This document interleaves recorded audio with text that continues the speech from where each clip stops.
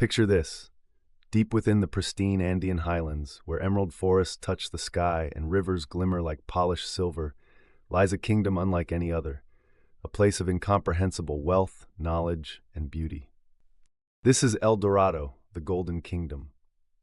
But what if El Dorado wasn't just a myth whispered by conquistadors eager for treasure? What if this civilization of boundless wealth and wisdom truly existed, thriving at the crossroads of ambition and discovery?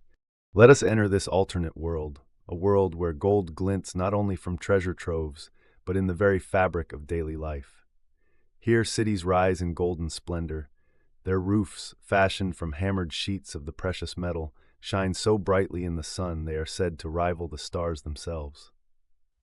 The streets are paved with intricate mosaics of stones, lapis lazuli, and mineral-rich quartz, while golden statues of gods and warriors stand watch over vast, flourishing metropolises. Yet, in this kingdom, gold is not hoarded for greed or war, but cherished as a symbol of balance with nature and the divine. El Dorado is no ordinary kingdom.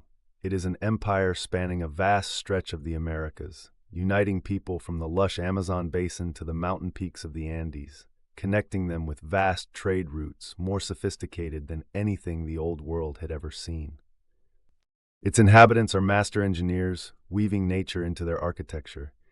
Giant aqueducts deliver fresh water to golden cities perched atop steep cliffs, while terraced farms climb mountainsides like emerald staircases. Canals sparkle across lush valleys, feeding crops while providing an unbroken link between cities and settlements. But the true treasure of the Golden Kingdom, it isn't merely gold, it's knowledge. The people of El Dorado are stewards of the natural world, marrying science, wisdom, and spirituality. Their astronomers can map the heavens with accuracy rivaling any modern telescope. Their botanists have unlocked secrets of healing far beyond the medicine of 16th century Europe. For the citizens of El Dorado, wealth is a tool, a path to fostering health, education, and unity. Philosophers gather in grand halls to debate the mysteries of existence under ceilings lined with constellations of gold leaf, representing the stars that guide their lives. Government in this glittering empire is remarkably advanced for its time. El Dorado is ruled by a senate of scholars, a group of philosopher leaders chosen for their wisdom, merit, and devotion to their people. Its leader, the fabled Golden King, acts not as a tyrant, but as a symbol of unity, a bridge between the divine and mortal realms. Lavish ceremonies celebrating balance and prosperity fill the days, not as shows of excess, but as rituals emphasizing harmony with the world. But of course we must ask, how would the existence of such an empire reshape history? The arrival of European explorers in this alternate world would be a collision of unimaginable proportions. Imagine a small contingent of conquistadors, worn and weathered, stumbling through dense jungles to find themselves at the shimmering gates of a massive golden city. Their swords, muskets, and horses pale in comparison to the engineering marvels they see. Pyramids far grander than in their wildest dreams rise into the clouds. Streets are alive with vibrant markets and dancers clad in silk and feathers gilded with molten gold. But something else awaits the Europeans, a reception far different from what they would expect. In this reality, El Dorado is not a naive civilization that crumbles under invasion. Its people have no need for war, but they are far from defenseless. Its walls are guarded by soldiers wielding obsidian-tipped weapons sharper than any steel. Battle formations are guided by strategies centuries in the making.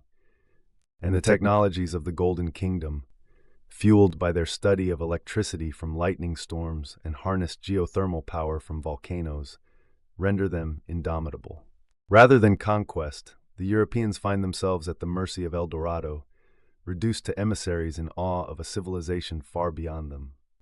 Diplomacy becomes their only option. Gold, once the obsession driving their expeditions, is worthless in the face of this empire's moral and technological supremacy. Trade emerges between continents not as an extraction of resources, but as a collaboration. El Dorado's philosophy of balance extends even to its relationship with the Old World, exchanging goods, medicines, and ideas in ways that transform both worlds. The diseases that devastated the Americas in our timeline are quickly mitigated by the kingdom's medical knowledge, and Europe sees an influx of innovations far earlier than history would have anticipated. Richer crop yields, cures to plagues, and new theories on governance and equity. And yet, not everyone will kneel before a more advanced frontier. The Golden Kingdom stands firm, a beacon of wisdom and unity, as the shadows of ambition begin to stir across the sea. Tensions stir in Europe, where some rulers grow in envy of this glittering empire and its strength.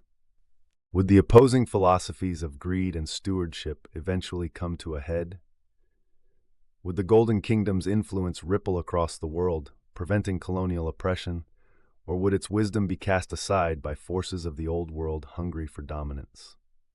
A reality unfolds where alliances shift, where the Renaissance accelerates under the influence of El Dorado's wisdom, yet where power struggles risk unraveling it all.